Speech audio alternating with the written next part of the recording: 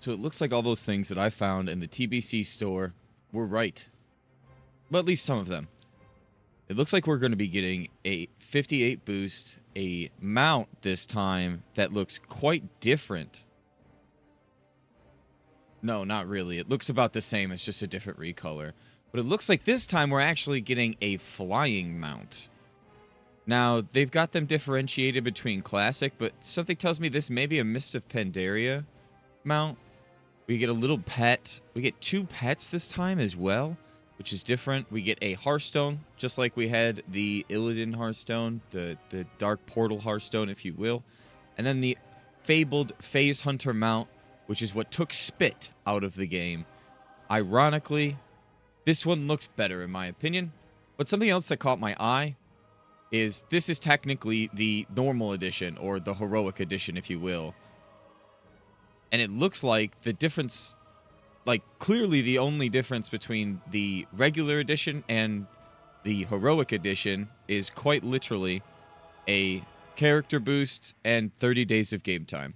Now again, I'm not sure if all of these things are going just to Burning Crusade Classic. It looks like, if you were to ask me, the mount is probably going to Mop. Again, that's a speculation I have, but that's basic. This is basically a gladiator mount, a armored gladiator mount. And if everyone's allowed to have a armored gladiator mount going into TBC, that is quite interesting to say the least. I'm not against it because, let's be real, my crap ass ain't getting gladiator ever because I'm really bad at PvP. I do it because I enjoy it. I always go to 1850 for the weapons, and then I call it. It's a numbers game. 1850 is not that hard. It's very, very, very just time-consuming if you're bad, basically. Numbers game, like I said. Get a good 5s team, and 70% you win. And if you don't, you hard reset and go out and start over. But yeah, this looks like what we're getting relatively soon. My guess is because this has been data mined, the pre-patch is coming out relatively soon as well.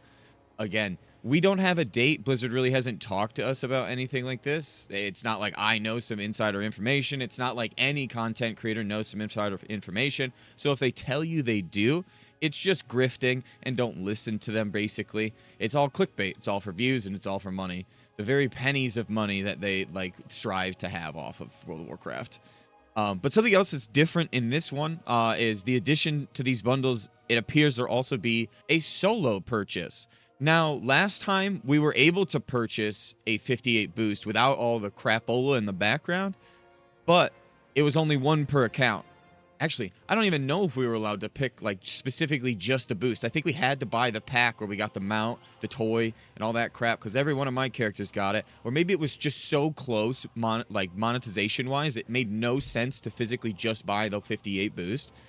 But again, considering this has a 30 days of game time, I'm unsure if they're allowing more than 1 character boost like last time. Maybe they're allowing a deluxe edition and then maybe a additional, potentially a additional boost to be bought with a pack of game time. My guess, it's going to have a sticker price of around $60 fucking dollars.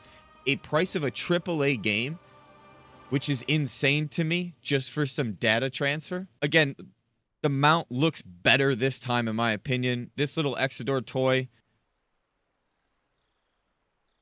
I guess. I don't know. I'm not a big fan of toys.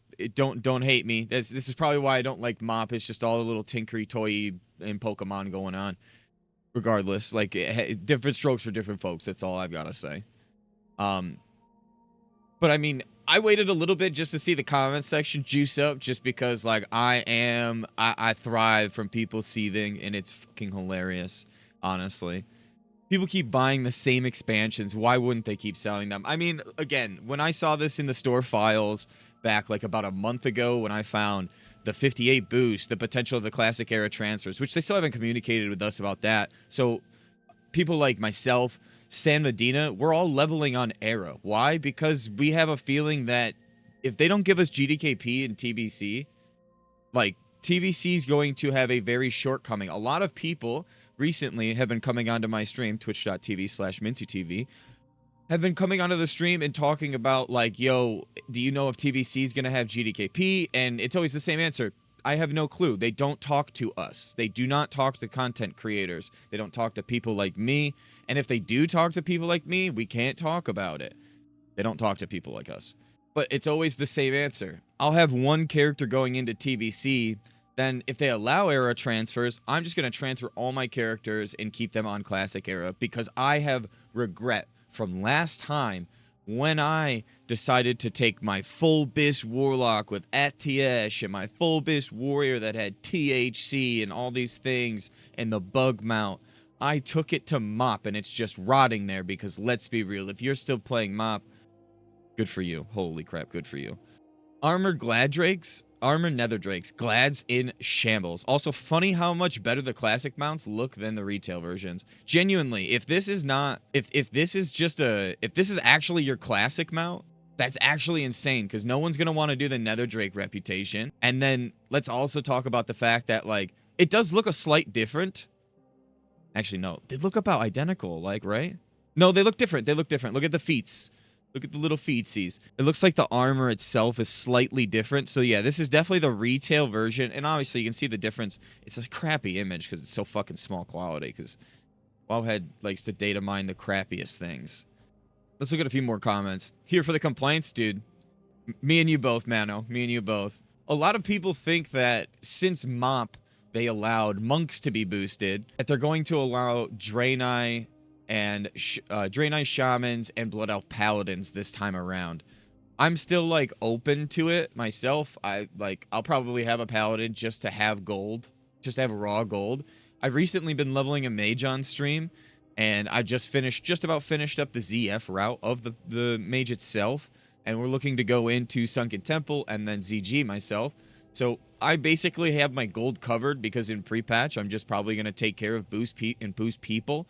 Now, if people get to boost Draeni and Blood Elves, like, will this cut into my profits? No, because let's be real. If the only thing that would cut into anyone's profits would be if they allowed more than one of these 60 boosts.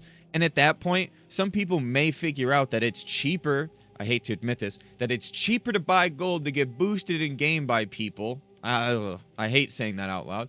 It's cheaper to buy gold from some third-party website to get boosted in game by a mage that speaks 3 words of English, hello sir ZG, versus buying a $60 sticker price from Blizzard. Again, I'm not sure how all this is going to work out. I'm not sure if the Paladin or the Shamans will be able to be boosted, but if you're wondering what some of them came with last time, we got TBC Gladiator reskins before GTA 6 is actually, like, criminal. Ain't no way they release a different armor Netherdrake. That's a Glad mount, looked upon with respect, not a goddamn store mount. Wow, when you expect little from Blizzard these days, they lower the bar. In before no pre-patch in December, and it only lasts 2 weeks to sell the boost. I mean, it makes sense that they're talking about this now, just because, you know, Christmas is around the corner. Game is free, it's cosmetics, 58 boost, no one is forcing anyone. Yeah, you're right, unless, you know, you see everyone running around with the mount, and then you go, well, where's my mount? It does look like, actually, I'll give it to him. Like, I'm not normally someone to glaze, but, like, this actually, if this mounts TBC and it's not Mop, like, I'm for sure having to buy this, because that's just money saved in TBC, and it looks way cooler. Granted, everyone and their sister is going to be using this mount, of course. Everyone is going to be using this mount, of fucking course. But, again, it, like, something tells me this may be like a Mop exclusive part. Maybe these two are Mop. I don't even know what this other toy is. It's like a little baby griffin, almost like the Shadowlands little thing that, like, was hovering around you. I'm unsure. You know, it could be a normal mount, and this could be the epic mount. Although it's rather small to display a regular flying mount. I don't know. Maybe some of you guys down in the comments below can tell me what you think that is. I don't even think they brushed upon it in the actual article itself. It looks like the real difference this time around is just the 30 days of game time and the boost between the normal editions with all the toys and the crap. So you don't even get a boost from the normal edition this time, versus last time where it was literally just you got the 30 days game time extra. Yeah, it's quite literally, the only difference is the 30 days game time and the actual boost itself. The last time the boost received Apprentice Riding Skill, a race-specific mount, so your blue mount, your level 30 blue mount, your riding mount, Weapon skills up to 58, because weapon skills are still in the game, technically, for pre-patch. Access to certain flight paths. Actually, I think these stay in the game. Weapon skills stay in the game for a while. My bad. Yeah, it definitely stays in the game for a while, because I remember in Wrath of the Lich King, I got axes, and I went into the TOGC and was like, guys, I can't put exposed armor up. I have no combo points, because I was just miss. Sinister Strike just didn't hit. Access to certain fight paths, so basically you're just going to unlock all the old world. You get the communal gear, which, if you remember the communal gear, this shit was tragically bad. This was like arguably worse than level 30 gear at level 58. It was horrendous. But the nice thing is with pre-patch, you can just go get absolutely farmed in AV, AB, and Warsong Gulch, and go get the honor gear and all the high warlord gear. And then you also got 4 huge brown sacks. There are 12 slots, and you got 4 of them. And then you got a little bit of starting gold. If I remember, the starting gold was like less than 50 gold or something like that. It was so small, maybe 25 gold. It was literally a fucking penny thrown in the well. It is 25 gold. I was right. You get some fucking chump change food, some of this. You get your level 30 mount. It's because you do the tools of... It's your first quest where they have you go talk to someone, and then you do this little tools of survival where you just basically choose... I think it's you choose a specialization. Yeah.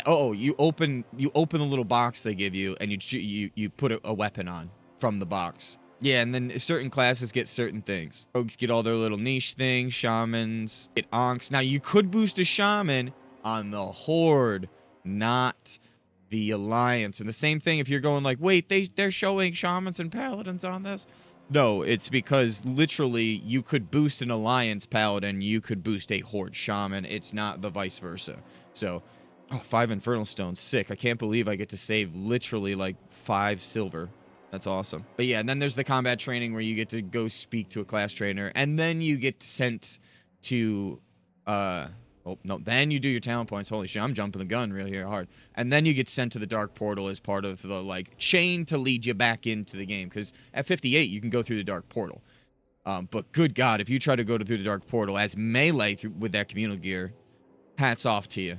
It's very impressive. But yeah, this all but confirms that this is coming to Burning Crusade. We get a hearthstone, a little toy. It looks like we get a epic riding mount. I'm unsure what this is. Maybe this is, again, this could be a normal flying mount, a armored celestial flying mount, which looks kind of fucking sick, I'll be honest. Like, they actually outdid themselves with this version. Last version was an absolute joke. Maybe it's just they're getting better at selling cosmetics. Good for them. I mean, it's a business. It's got to make money. It's not 2004 anymore. People need to realize that, myself included. It is about selling, and making money. Jesus, my hair's all wet. I just took a shower. Believe it or not, we take showers. Disgusting. What do you think about the new Burning Crusade Anniversary Shop Bundle that was discovered? It looks like recently as of today. Now, again, there'll be epic and heroic versions of the bundle, and the only difference, again, that it seems like it's just the game time and the character boost itself. Now, are you yourself going to be purchasing this? Let's be real, most of us will. Most of us will. A lot of people will use this to make, like, alts, maybe split alts, something cool like that. I'm interested to see if we actually get more than one character boost, though, this time. But considering, again, that it's with the 30 days game time, this may be locked to one boost per... Maybe you're allowed to buy the pack, the epic edition, and then one extra boost, and that's it. But I don't know. Again, do you think we're going to be getting the Draeni and the Blood Elf boost this time around because they allowed it in MOP? I'd like to hear what everyone thinks down in the comments below.